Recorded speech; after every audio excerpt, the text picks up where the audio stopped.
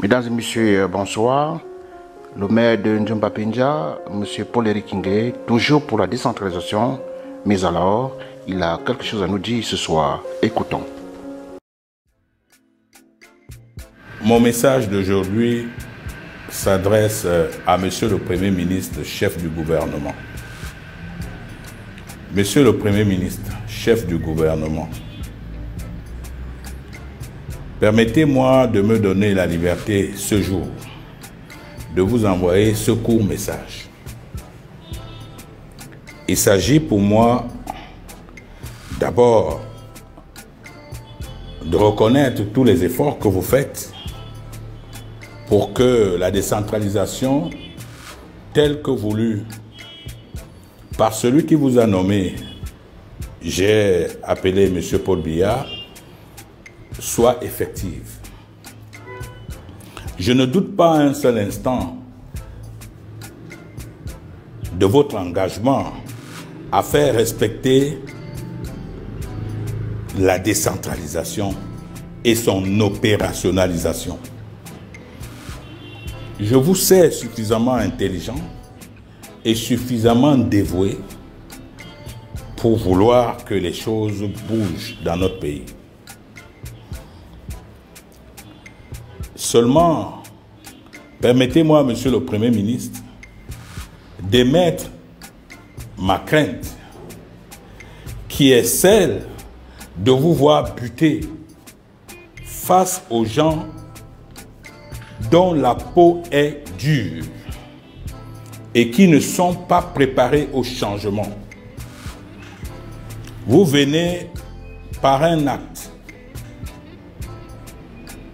de demander aux ministres qui traînent les pas à arriver à la décentralisation d'avoir dans les 8 prochains jours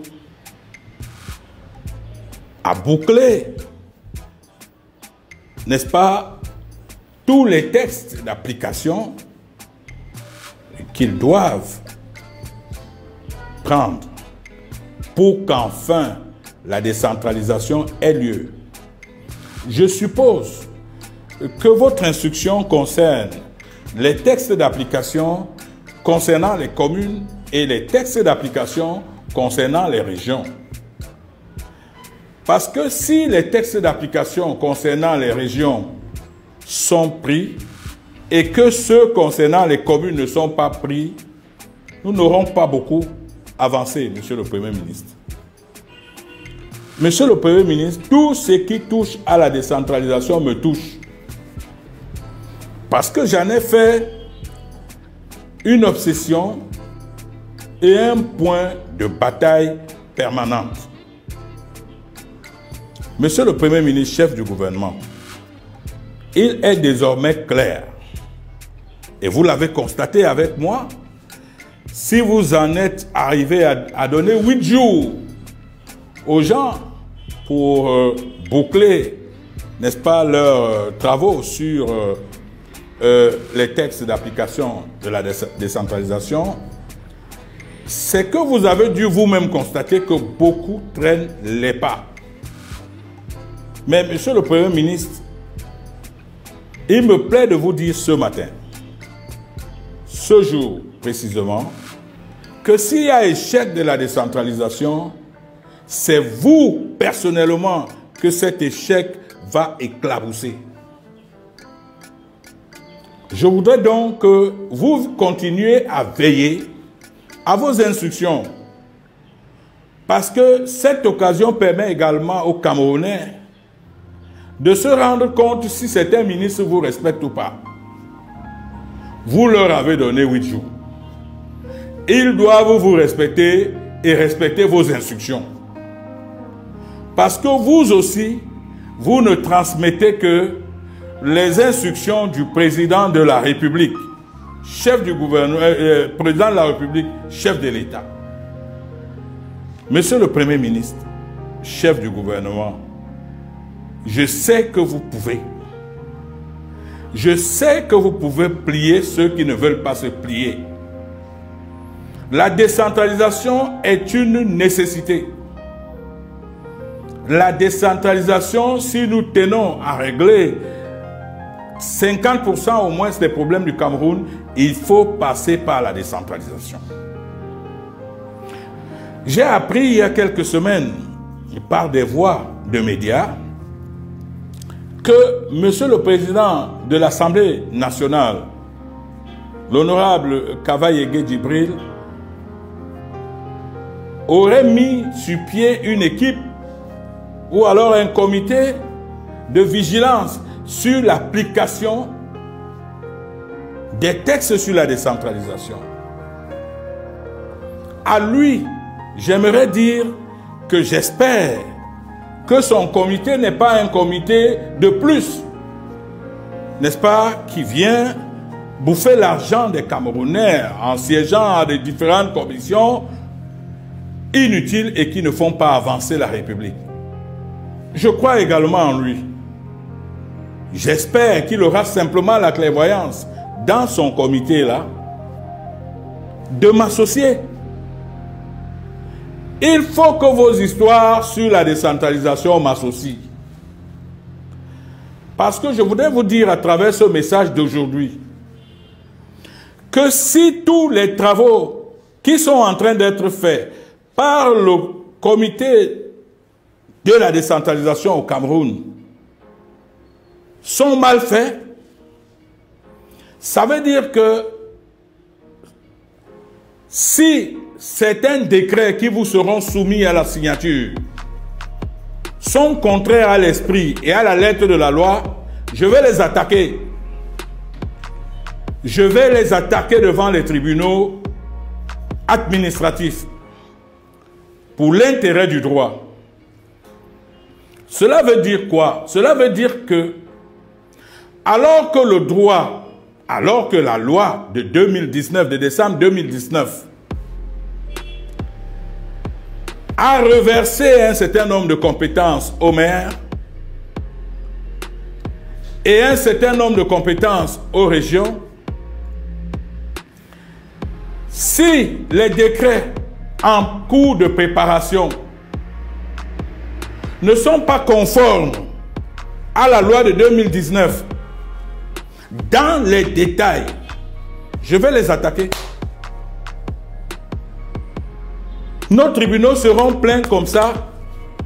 À peine vous aurez pris ces décrets que le lendemain, je vais les attaquer dans les tribunaux administratifs. Je souhaite simplement que tous ceux qui travaillent dans le cadre du comité sur la décentralisation travaillent en ne pensant qu'à l'intérêt des populations camerounaises. Je le dis parce que, Monsieur le Premier ministre, lors de la clôture de la Semaine mondiale de l'habitat, j'ai eu l'occasion d'être invité par Madame la ministre en charge de l'habitat au Cameroun, comme maire bien sûr. Et à cette occasion, disais-je, j'ai une fois de plus entendu le ministre des Mines dire qu'il y a des pouvoirs qu'il va partager avec les maires. J'étais sidéré, j'étais estomaqué, parce que j'ai l'impression finalement que ce ministre ne comprend pas ce qu'on appelle la décentralisation. Et en tout cas, il me semble n'avoir pas suffisamment lu les textes sur la décentralisation. L'article 18 de la loi de 2019 portant décentralisation au Cameroun a le mérite d'être suffisamment clair. Dans ses alinéas 1 et 2, les compétences transférées aux communes s'exercent par celles-ci de manière exclusive. Par celles-ci, c'est-à-dire les communes, de manière exclusive. Ici, on ne parle pas de partage. Le ministre ne peut donc pas partager de pouvoir avec nous. Nous sommes les maires élus. Il n'a aucun pouvoir à partager avec nous. L'alinéa 2 de cet article est suffisamment clair lui aussi pour dire que ce n'est qu'en cas de défaillance d'un maire qui décide de ne pas utiliser la compétence qui lui est reversée, que le ministre qui a cédé la compétence, après le constat du manque fait par le Mindevel, peut donc reprendre sa compétence. J'invite une fois de plus, Monsieur le ministre des Mines, à lire la loi, de peur pour lui de ne pas être humilié dans les tribunaux administratifs. Il n'a aucun pouvoir à partager avec les maires. Une fois qu'un pouvoir est transféré, une compétence est transférée, le pouvoir pour cette compétence est transféré, les moyens pour cette compétence également sont transférés. Nous n'allons pas entrer dans une décentralisation de cacophonie, Monsieur le Premier ministre. Vous êtes un grand homme. Inscrivez votre nom dans l'histoire, Monsieur le Premier ministre. Si vous n'inscrivez pas votre nom dans l'histoire, l'histoire se chargera de vous oublier. Mais moi, je reste convaincu que vous n'êtes pas prêt à vous faire oublier parce que vous me donnez les gages d'un homme suffisamment éclairé, mais d'un homme également suffisamment équilibré. Je n'en ai aucun doute. Mais travaillez, Monsieur le Premier ministre, pour que cette décentralisation soit faite pour le bien des populations camerounaises qui souffrent. À Monsieur le Président de la République, Son Excellence Monsieur Paul Biya, j'ai personnellement promis de vous accompagner dans votre vision sur la décentralisation. Cette vision doit s'appliquer. Vous méritez d'être respecté. Le ministre qui ne respecte pas votre Premier ministre pour ce qui est de la décentralisation, enlevez-le. Ce sont des fausseurs de troupes qui veulent détruire complètement votre image et qui veulent vous faire sortir par la petite porte. En tout cas, par la fenêtre. Un ministre qui ne réagit pas sur les 8 jours et qui ne répond pas aux instructions de Monsieur le Premier ministre, enlevez-le, ne le gardez plus, il est un poison pour vous. Monsieur le Président de la République, je suis prêt, moi, à vous faire des rapports écrits sur ces ministres-là qui veulent traîner les pas et ridiculiser votre Premier ministre, chef du gouvernement. La décentralisation doit se tenir. À mes collègues maires, le pouvoir ne se donne pas, il s'arrache. Dans quelques jours, vous irez aux élections du président des CVUC, des communes et villes du Cameroun, unies du Cameroun. À ces élections, il faut qu'il en sorte un bureau capable de revendiquer les droits des maires, bien évidemment dans le respect des lois de la République. Mais ce qui ne doit jamais sortir de cette élection, c'est des bénis oui-oui, c'est-à-dire ces sortes de fonctionnaires qui sont prêts à lécher, n'est-ce pas, les chaussures des dirigeants du pays, parce que vous êtes des élus. Les élus doivent rendre compte à ceux qui les ont élus. L'élection du président de CVUC doit être une élection au terme de laquelle, chers collègues, où que vous soyez, vous devez pouvoir élire les gens capables, même s'il le faut, le moment venu, de mettre les écharpes et de se retrouver devant le Premier ministère si quelque chose ne va pas pour vous. Mes chers collègues, je sais qu'au-delà de tout, vous subissez des humiliations chaque jour par des préfets, par des sous-préfets et par tout ce monde-là. Il faut que le bureau des CVUC qui sort là, le 3 novembre prochain, soit un bureau suffisamment solide pour revendiquer vos droits. C'est ce que j'avais à dire ce jour. Une fois de plus, je suis préoccupé par le problème de la décentralisation. En tout cas, pour ce qui est de Njombe Penja, je veillerai personnellement à ce que chaque décret qui sortira concernant les carrières, concernant l'exploitation du sable, concernant l'exploitation des forêts, concernant le domaine, concernant tous ces éléments, que ces décrets soient conformes à l'esprit et à la lettre de la loi. Si tel ne sera pas le cas, je le promets dès aujourd'hui, j'attaquerai ces décisions devant le juge administratif aussitôt que ces décrets seront rendus publics pour le bien du droit. Parce que pour une fois, nous devons apprendre à respecter le droit et la loi dans notre pays. Monsieur le Premier ministre, merci de m'avoir écouté. Monsieur le Président de la République, merci de m'avoir écouté. Et surtout, merci pour cette chance que vous nous offrez à travers la décentralisation. Elle permettra enfin à nos populations de sortir la tête de l'eau et vous donnera donc enfin l'occasion de sortir par la grande porte. À mes collègues maires, merci pour votre écoute, mais sachez que jamais le pouvoir ne se donne, le pouvoir s'arrache. Vous avez été élu. En tout cas, moi, j'ai été élu. Je n'ai pas profité de la subvention des gens pour être élu.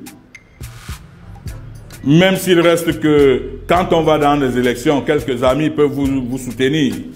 Je voudrais en profiter pour dire merci à ces amis qui m'ont soutenu pour que je gagne mes élections aisément.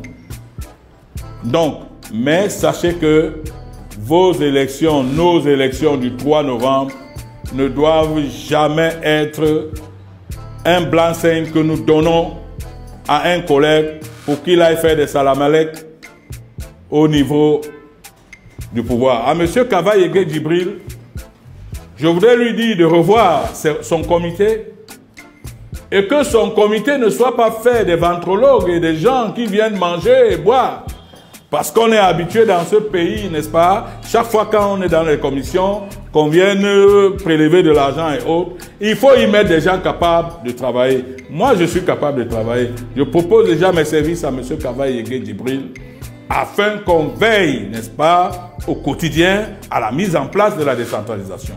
Monsieur le Premier ministre, le ministre qui ne vous respectera pas sur les délais de 8 jours, donnez son nom au président de la République, qu'on l'évacue. S'il veut, il va créer son gouvernement dans son village. Voilà ce que j'avais à vous dire. Merci.